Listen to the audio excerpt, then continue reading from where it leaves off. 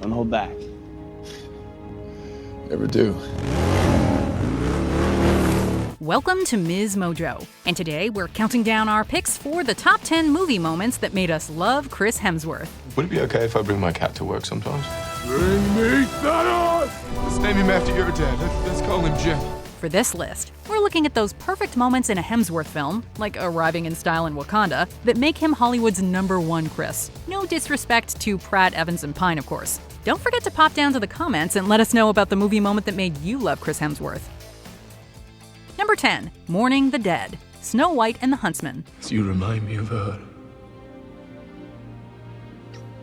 Her heart, her spirit. But now you two have gone.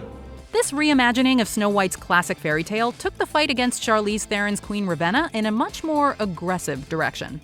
Someone who can hunt her.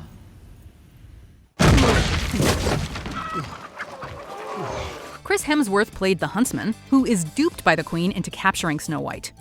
Bring me the girl, and I will bring back your wife.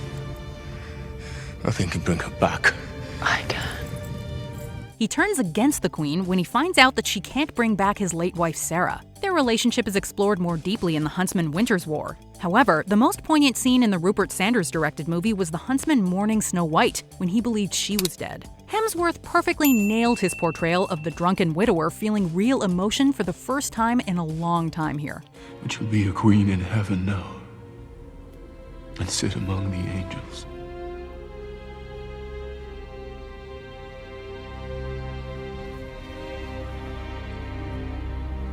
Number 9. Be careful who or what you wake up next to. Men in Black International. Please, I'll give you whatever you want. Please.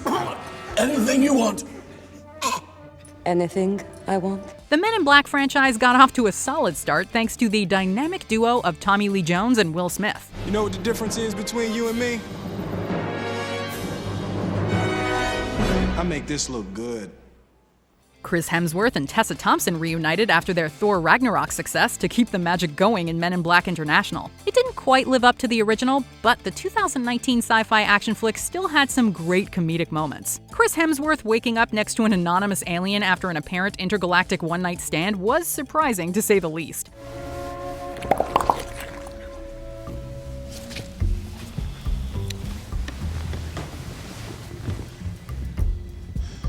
Just goes to show that the man has appeal well beyond our solar system.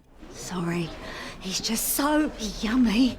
Number 8. Putting his life on the line. Extraction. Where's the kid? In hiding. In Extraction, Hemsworth played Tyler Rake, an ex-Australian army operator turned mercenary who also appears to specialize in retrieving kidnap victims. One might say he had his own very particular set of skills. Rake was hired to retrieve the kidnapped son of a drug lord who was in prison. Okay, we're gonna keep moving. Come on. Naturally, nothing went to plan and Rake was left out in the cold, trying to keep this kid alive. And the final moments of Rake's battle were some of the best in the movie. As a final act of heroism in a long, morally ambiguous life, he sacrifices himself to protect the boy. It's a moment that's both beautiful and heart-wrenching at the same time.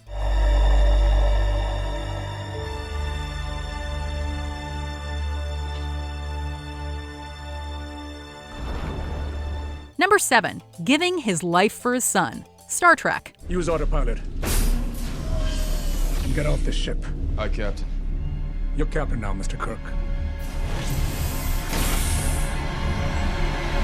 The 2009 Star Trek movie caught fans off guard by rewriting the timeline that they'd been used to for the past few decades. It also gave them new actors portraying the classic characters from the original series. All decks, this is the captain speaking. Evacuate the ship immediately. In an early role, Chris Hemsworth played a small part in the film as George Kirk, the father of James T. Kirk. George, it's coming. Our baby. It's coming now. I'm on my way. George sacrifices himself to protect his wife and son while he's being delivered. Captain, Shuttle 37 is my wife on board. Yes, sir, she is. I need you to go now. Do you hear me? We're waiting on you, sir. No, just go. Take off immediately. That's an order. Yes, sir. As George takes command of the starship they were on, he and his wife barely have time to name their newly born son while he fights time-traveling Romulans. We can name him after your father. Tiberius? You kidding me? No, that's the worst. Let's name him after your dad. Let's call him Jim.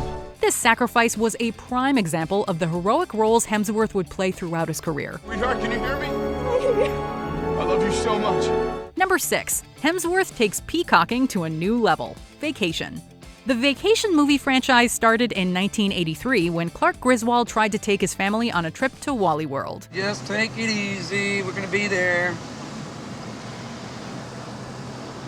It did not go well. 32 years later, his son Rusty attempted the same trip with his family. Somehow, it went even worse. Like the first film, 2015's Vacation was filled with missteps that drove the trip off course. The biggest obstacle, though, was family, especially Rusty's brother-in-law, Stone Crandall.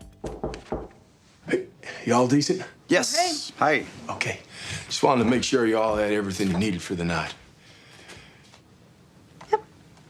A stop in Texas leads to Stone really showing off for Rusty's wife, Debbie. You hear that?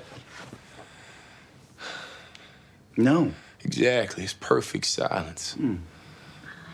Watching Hemsworth pose in his underwear while casually displaying the goods surely left as indelible an impression on his fellow actors as it did film viewers. Wow. Have yourselves a good night. Okay. Number 5. Chris gets his groove on. Bad Times at the El Royale.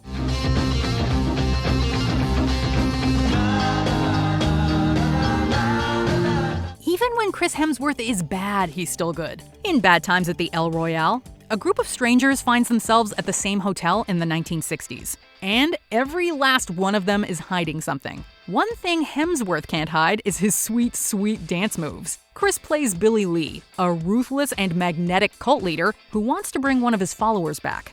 And maybe for tonight, we get to be our own gods. When he shows up at the hotel, things get violent. But he also takes a moment to dance and eat to Deep Purple's Hush. It's Deep Purple, I think. It's not for me.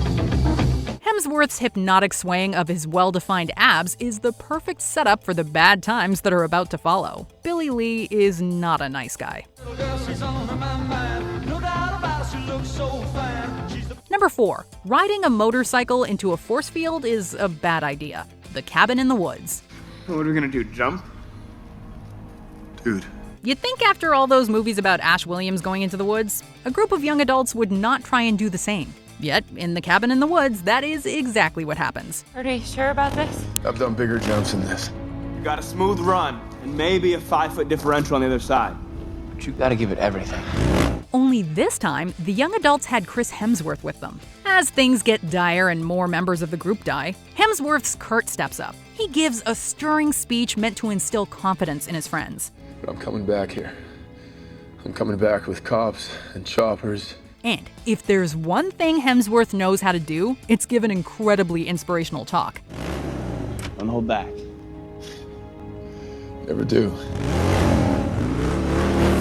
It was a truly glorious moment that he unfortunately follows up by jumping his motorcycle over a chasm and into a force field. Okay, he obviously didn't know it was there, but it certainly made his demise all the more memorable.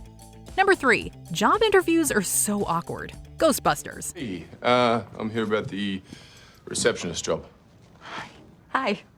Few people enjoy job interviews. They can be incredibly difficult experiences, and especially so if the interviewee is barely aware that they're in a job interview. Can I ask why no glass? Oh, yeah, they just kept getting dirty, so.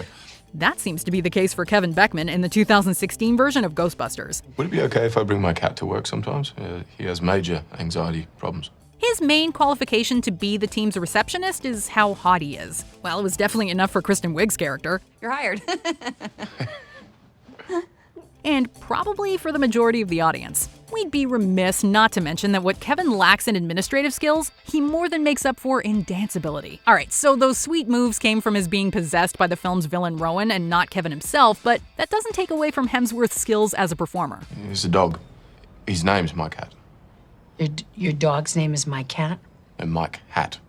Your dog's name is Mike, last name Hat. Well, his full name is Michael Hat. Number 2. Online gaming in New Asgard. Avengers Endgame. Oh my God! Oh my god, it's so good to see you.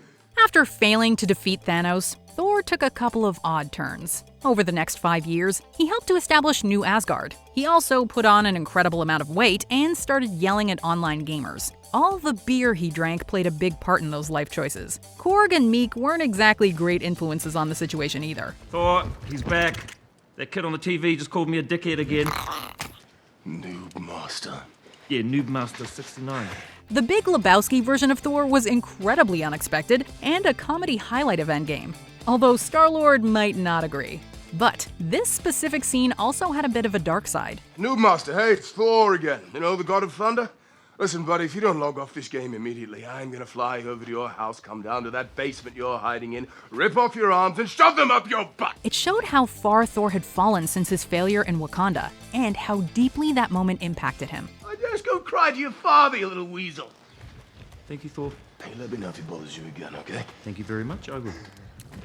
Before we continue, be sure to subscribe to our channel and ring the bell to get notified about our latest videos. You have the option to be notified for occasional videos or all of them. If you're on your phone, make sure you go into your settings and switch on notifications. Number 1. A friend from work, Thor Ragnarok. Yes! Thor Ragnarok was an absolute game changer for the Asgardian Avenger. He became more relatable than any previous depiction of the character in the MCU. Plus, this Thor was hilarious. Ragnarok was filled with brilliantly funny gags, many of which were thanks to this much less serious version of the Thunder God. Hey! Hey! We know each other. He's a friend from work. But the moment Hulk busts into the Grandmaster's gladiatorial arena absolutely takes the cake. So much has happened since I last saw you. I lost my hammer, like yesterday, so that's still pretty fresh. Thor excitedly greets his old friend, only to get pummeled by him. That being said, Thor is pretty keyed up in this scene. Maybe he finally needs to lay off the caffeine. This drink, I like it. I know, it's great, right? Another! Sorry, Izzy, little accident. Do you agree with our picks? Check out this other recent clip from MsMojo. And be sure to subscribe and ring the bell to be notified about our latest videos.